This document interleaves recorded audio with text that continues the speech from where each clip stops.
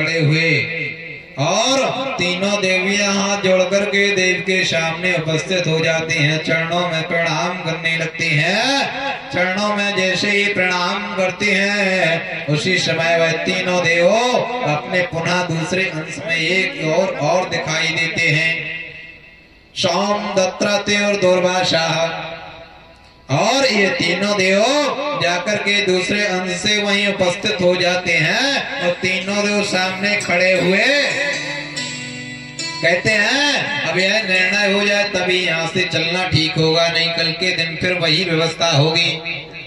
उसी समय लक्ष्मी जी हाथ जोड़ करके कहने लगे कोई निर्णय की जरूरत नहीं है नाथ, अब तो चलिए, हम तो माता को यह पद की प्राप्ति देते हैं। संसार सागर में सबसे बड़ी माता अति प्रिय अनसुईया है, सतत्व में बकाया आज तक कोई नहीं है, मैं तो तुल्य भी नहीं है आपके माता के।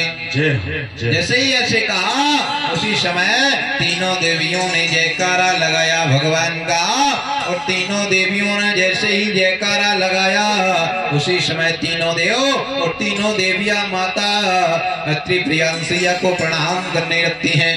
जैसे ही तीनों देव और तीनों देवियों ने प्रणाम किया उसी समय देवता पुष्प की वर्षा कर देते हैं, और उसी समय माता का यह सब देख करके लोग चकित रह जाते हैं कि संसार सागर में अत्रि प्रियांसिया से बढ़ करके कोई दूसरा और सती नहीं है।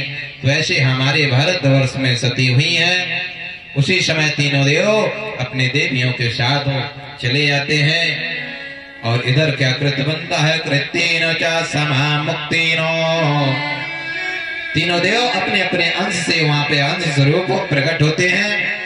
दुर्वासा शंकर भगवान के रूप में, और दत्तात्रेय विष्णु भगवान के रूप हैं, और सोम ब्रह्मा जी के रूप से तीनों बालक वहां उत्पन्न हो जाते हैं। पृथक पृथक तीनों वह जंगलों में स्थापित हो जाते हैं अलग अलग। अपनी माता को प्रणाम करते हुए अत्रि प्रियांसिया से कहा देवी जब भी जरूरत है आप मुझे जिस नाम से पुकारोगी मैं आपके पास उपस्थित हो जाऊंगा।